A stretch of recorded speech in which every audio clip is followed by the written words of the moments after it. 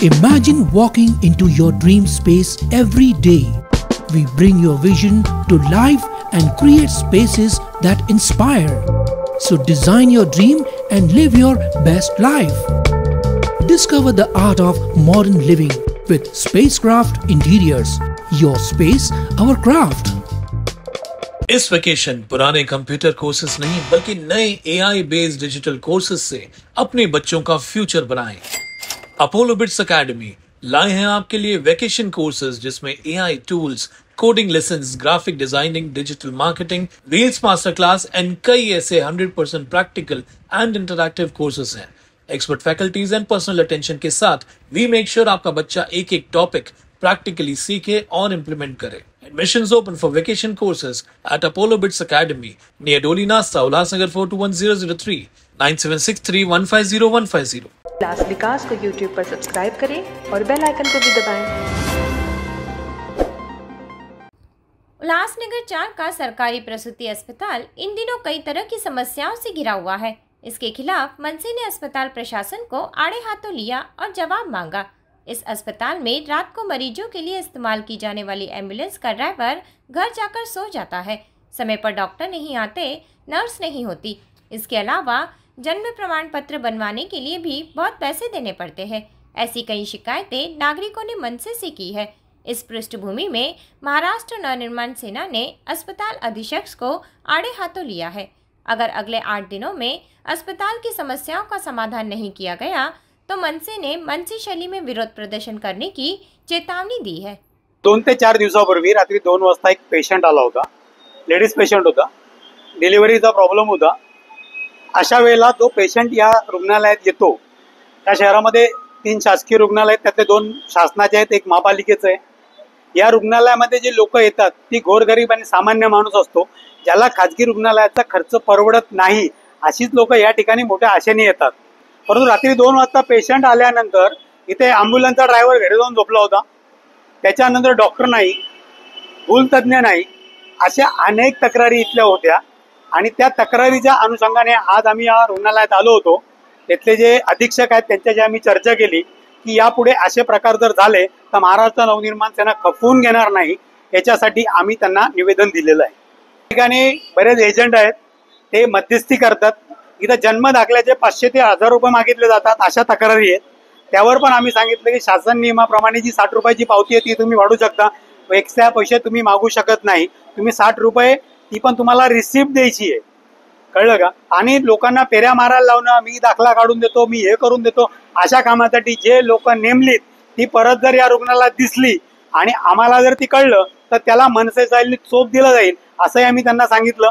आता अनेक मागण्या आहेत होत्या, त्याच्यामध्ये आम्ही सविस्तर लिहिलेलं आहे, त्यांनी आम्हाला लेखी उत्तर देणार आहेत। परंतु या रुग्णालयात येणाऱ्या रुग्णाला प्रथम उपचार देणं हे या रुग्णालयाच्या डीनचं आणि इथल्या स्टाफचं कर्तव्य आहे।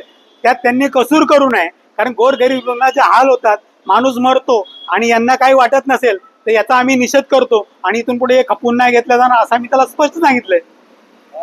काय माहिती का, शासनाकडे डॉक्टर्स कमी असल्यामुळे शासनाने एक शासन निर्णय काढला होता आणि त्याच्यामध्ये असं म्हटलं होतं की जे खाजगी हॉस्पिटलचे डॉक्टर आहेत त्यांना तुम्ही हायर करून त्यांचं जे काही मानधन असेल त्या डिलिव्हरीचं किंवा त्या याचं ते तुम्हाला द्यायचं आहे, असे डॉक्टरांची नेमणूक इथे केलेली आहे। पण काही डॉक्टर नाही येताना पण बिला निघतात, अशी तक्रार आमच्याकडे होती। त्याबाबतही आम्ही त्यांना अवगत केलेलं आहे आणि जे डॉक्टर फोन करून येत नसतील तर त्यांना त्या कामाची गरज नाहीये, तर ती संधी तुम्ही दुसऱ्या डॉक्टरला दिली पाहिजे आणि नवीन डॉक्टरची अपॉइंटमेंट केली पाहिजे। इथे हे कर्मचारी प्राथमिक उपचार द्यायला हलगर्जीपणा करतात, जे सांगतात कळव्याला जा, सेंट्रलला जा, मुंबईला जा, अशा कर्मचाऱ्यांवरती कारवाई झाली पाहिजे, ही आमची प्रमुख मागणी आहे। जेणेकरून एखादा पेशंट आला, तुमच्याकडे जर त्याचे उपचार होणार नसतील तर प्राथमिक उपचार देऊन त्याला ॲम्ब्युलन्स उपलब्ध करून देणं आणि त्या हॉस्पिटलपर्यंत पाठवण्याची जबाबदारी ही प्रशासनाची आहे आणि प्रशासन जर त्यात कसूर करत असेल तर अशा लोकांवरती कारवाई झाली पाहिजे।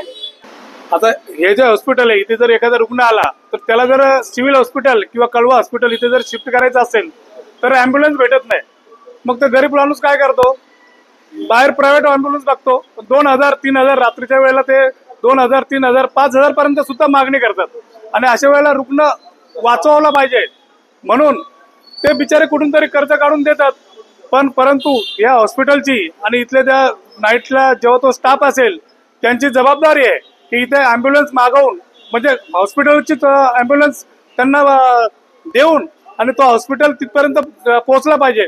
आताच सेंट्रल हॉस्पिटल मध्यवर्ती रुग्णालयामध्ये 108ला फोन लावून 6 तास ॲम्ब्युलन्स न आल्यामुळे एक रुग्ण दगावला आणि त्याचा जो फटका बसला बनसोडदारांना त्याच्यामुळे त्यांना सस्पेंड केलं गेलंय. आणि अशाच प्रकारे इथे जर आम्ही बघितलं की काही लोकांच्या तक्रारी आला की इथे जे काही जर नाईटला जे पेशंट येतात तर काही कर्मचारी आहेत जे दलालीचं काम करतात इथे की इतर हॉस्पिटलचे ज्यांचे जे लागेबंद आहेत मग ते काय करतात त्यांना त्या हॉस्पिटलमध्ये पाठवतात आणि तिथून त्यांना कमिशन भेटतं आहेत. आणि असं जर एखादा प्रकार जर उघडकीस झाला तर त्याला आम्ही चोप देणारच. आणि त्यांना आम्ही सांगितलं की इथे तुम्ही दर्शनी भागावर लिहून ठेवा की आमच्याकडे ॲम्ब्युलन्स उपलब्ध आहे आणि त्याचा नंबर. आणि ते जर आता एक म्हणजे विश्वास बसणार नाही अशा गोष्टी सांगतात. नाईटला जो ड्रायव्हर असतो तो घरी झोपलेला आहे, अरे त्याला इमर्जन्सीमध्ये इथे ठेवला पाहिजे. एखादा रुग्ण असला तो दगावला जाईल, त्याला इमर्जन्सी पेशंट त्याला पोहोचवायचं आहे तिथपर्यंत हॉस्पिटलपर्यंत, ते सोडून तो झोपलाय त्याच्यावर काहीच कारवाई नाही. त्यांना सांगितलं असे जे पेशंट आहे त्यांना पोहोचवण्यासाठी जो ड्रायव्हर आहे तो रात्रभर इथे उपलब्ध असला पाहिजे. त्याची दिवसाची ड्युटी तो दिवसभर इथे असला पाहिजे, जो रात्रीच्या जी ड्युटी आहे तो रात्रभर इथे हॉस्पिटलमध्ये असलाच पाहिजे.